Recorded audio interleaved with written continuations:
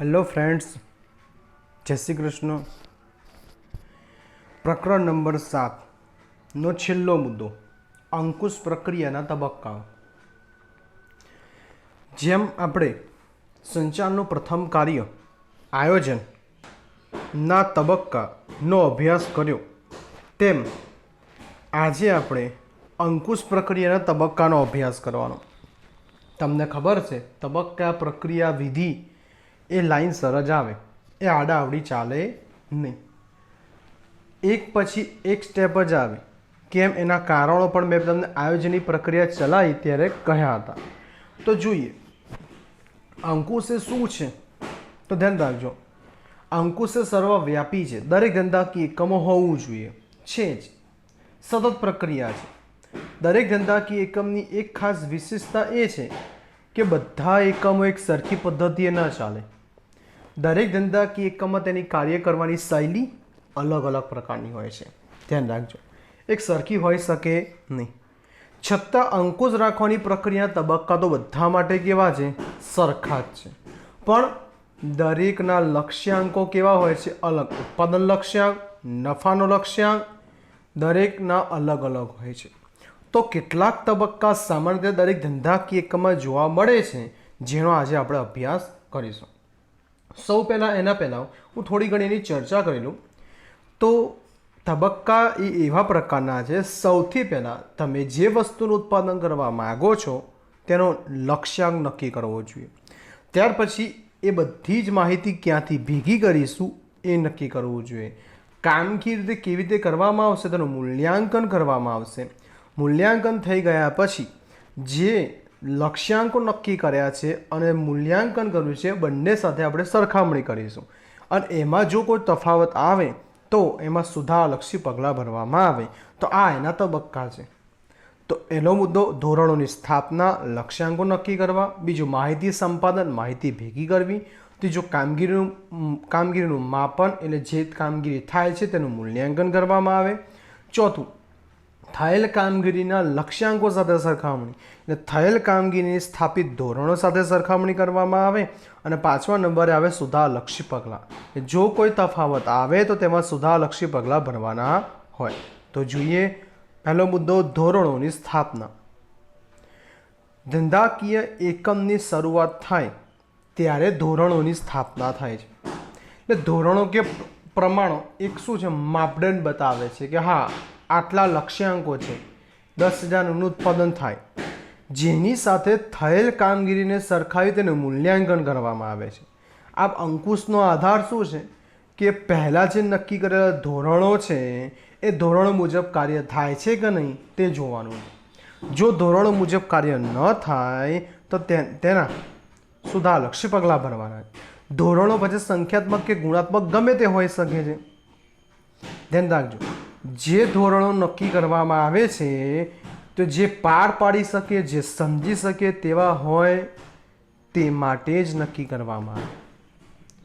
ધોરણો તાબેદારો માટે નક્કી કરવામાં આવે છે, તાબેદારો સમજી શકે તેવા સરળ રીતે ધોરણો નક્કી કરેલા હોવા જોઈએ। હવે બીજી બાબત આની અંદર એ કહી છે કે તેમાં ભૌતિક પડતર, આવક, મૂડી વગેરેના પ્રમાણોનો સમાવેશ થાય। મૂડી કેટલી લાવીશું, આવક કેટલી થશે, પડતર કેટલી રહેશે, આ બધી બાબતોને આધારે તેના 3 લક્ષ્યાંકો નક્કી થાય છે। એક નફાનો લક્ષ્યાંક, ઉત્પાદનનો લક્ષ્યાંક અને ખર્ચનો લક્ષ્યાંક, કે ધંધાકીય એકમમાં નફો કેટલો થશે, ઉત્પાદન કેટલું થશે અને ખર્ચ કેટલો થશે। આ બધી બાબતોને ધ્યાનમાં રાખીને જ તેના ધોરણો નક્કી કરવામાં આવે છે। કોઈ એક બાબતને આધારે તેના ધોરણો નક્કી થતા નથી। નફો પણ ધ્યાનમાં લેવો પડે, ઉત્પાદન પણ ધ્યાનમાં લેવું પડે અને ખર્ચને પણ ધ્યાનમાં લેવું પડે। એક બાબત ધ્યાન રાખવી કે ખર્ચ ઓછો થાય, કરકસરપૂર્વક ઉપયોગ કરવામાં આવે તો નફો વધે। આવા લક્ષ્યાંકો ટૂંકા ગાળા કે લાંબા ગાળાના હોઈ શકે। બીજી બાબત, ધોરણોની પસંદગી ઉચ્ચ સપાટી સંચાલનથી થાય છે। અગત્યનો મુદ્દો, તળ સપાટીના તાબેદારો કરતા નથી। આ લક્ષ્યાંકો કર્મચારીને સમજાવવામાં આવે છે, ઉચ્ચ સપાટી, મધ્ય કે તળ સપાટીને સમજાવે છે, અને કામદારો લક્ષ્યાંકો પરથી તેમની કામગીરીનું આયોજન મેળવે છે, અને આ ધોરણો જાળવવાના સતત પ્રયત્નો કરે છે। કોણ? ઉચ્ચ સપાટી સંચાલકો સતત એ ધોરણો જળવાય તેવા પ્રયત્નો સતત કરતા હોય છે। તો ધોરણો કેવા હોવા જોઈએ? સંખ્યાત્મક કે ગુણાત્મક હોવા જોઈએ. ધ્યાન રાખજો. ધોરણો એક બાબતને આધારે નક્કી કરી શકાતા નથી. નફાના લક્ષ્યાંક, ઉત્પાદન લક્ષ્યાંક, ખર્ચના લક્ષ્યાંકને આધારે નક્કી કરી શકાય છે. બીજો મુદ્દો માહિતીનું સંપાદન. તો આ તબક્કામાં જે કંઈ કાર્ય થાય છે એ કાર્ય અને વાસ્તવિક પરિસ્થિતિ અનુસારનું સંપાદન કરવામાં આવે છે. તો માહિતી સંપાદન અંગત નિરીક્ષણ, મૌખિક અહેવાલ, લેખિત અહેવાલ દ્વારા મેળવવામાં આવે છે. નિરીક્ષણ પણ કરવું પડે, સતત ધ્યાન પણ રાખવું પડે, મૌખિક રિપોર્ટિંગ પણ કરવું પડે, લેખિત અહેવાલ પણ આપવો પડે. કેટલું ઉત્પાદન થયું છે, કેટલો ખર્ચ થયો, કાચો માલ ક્યાંથી આવ્યો, કઈ જગ્યાએ કેટલું ઉત્પાદન કર્યું છે, કઈ જગ્યાએ કેટલું ઉત્પાદન કરીને માલ આપ્યો છે, અને મૌખિક લેખિત અહેવાલ આપવો પડે. સતત તેનું નિરીક્ષણ કરતા રહેવું જોઈએ. ત્રીજો મુદ્દો કામગીરીનું માપન. પૂર્વ નિર્ધારિત ધોરણો પ્રમાણે જ કામ થાય છે કે નહીં તે જાણવા માટે થયેલા કાર્યનું માપન જરૂરી છે. અને માપન સંખ્યાત્મક કે ગુણાત્મક ગમે તે રીતે થઈ શકે છે. બંને રીતે પણ થઈ શકે. સંખ્યામાં પણ દર્શાવી શકાય કે આજે કેટલા કલાક કાર્ય કર્યું, આજે કેટલું કાર્ય કર્યું, થોડું કાર્ય કર્યું છે, વધુ કાર્ય કર્યું છે, પ્રમાણસર કાર્ય કર્યું છે, કેટલું. ચોથો મુદ્દો થયેલ કામગીરીને સ્થાપિત ધોરણ સાથે સરખામણી. જે કંઈ કામગીરી થઈ ગઈ છે એના ધોરણો જે સ્થાપના કરી છે, પહેલો મુદ્દો, એની સાથે સરખામણી કરવામાં આવે છે. જો સરખામણી કરતાં સિદ્ધ થઈ શકે તેમ હોય તો યોગ્ય છે, પણ જો તેમાં વિચલનો આવે તો તેના સુધારલક્ષી પગલાં ભરવાના. વિચલન એટલે શું? તેમાં તફાવત જોવા મળે તો તેમાં સુધારલક્ષી પગલાં પણ ભરવા પડે. તો જોઈએ સુધારલક્ષી પગલાં. તો સુધારલક્ષી પગલાં એ અંકુશ પ્રક્રિયાનો છેલ્લો તબક્કો છે. કારણ કે કાર્યનું મૂલ્યાંકન અને સ્થાપિત ધોરણો સાથે સરખામણી કરવામાં આવે છે.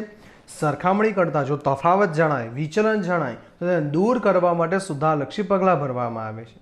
સુધારલક્ષી પગલાં 3 તબક્કામાંથી પસાર થાય છે. એ બાબતો ખાસ ધ્યાન રાખજો. સુધારલક્ષી 3 તબક્કામાંથી પસાર થાય છે. આ વિચલન એટલે શું?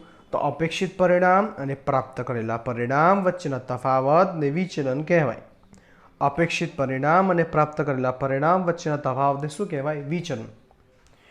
તો ગમે તે રીતે સુધારલક્ષી પગલાં નથી ભરવાના.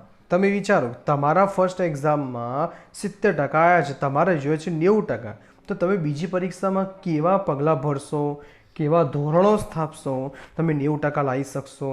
તેના 3 બાબતો જોઈએ. પહેલો મુદ્દો છે પરિસ્થિતિમાં ફેરફાર ન કરવો. એટલે શું?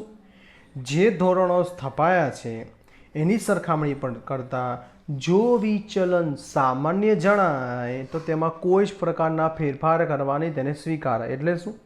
તમે 70% ધાર્યા અને 68% આવે તો વિચલન સામાન્ય કહેવાય.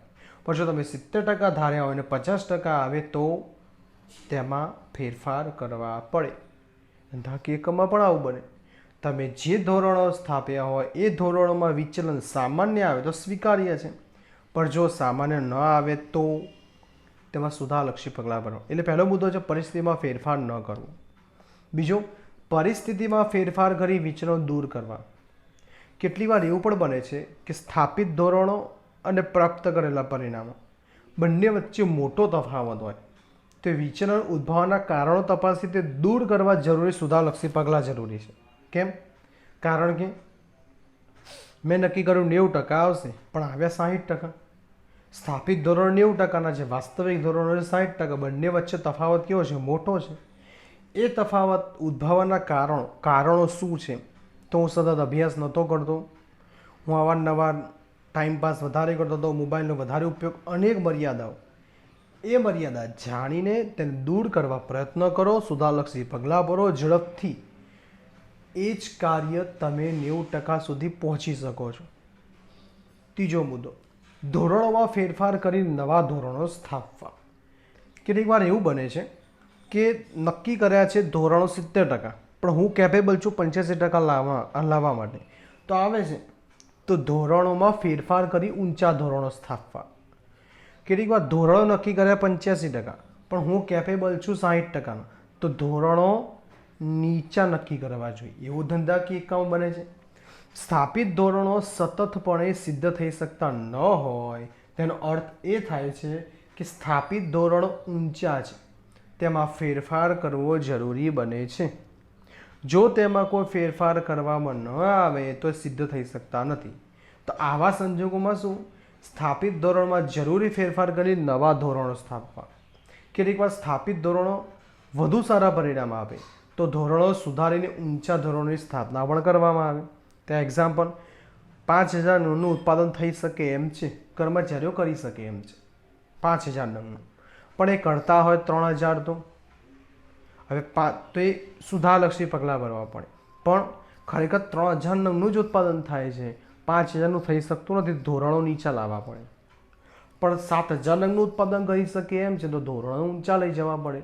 એટલે શું, લક્ષ્યાંકો ઊંચા લઈ જવા, નીચા લઈ જવા, તેમાં સુધારા વધારા કરવાની જવાબદારી બને છે. ઓકે, તો આ અંકુશ પ્રક્રિયાના તબક્કા હતા. તમે તેનો અભ્યાસ કરજો. આ પ્રશ્ન પણ IMP છે.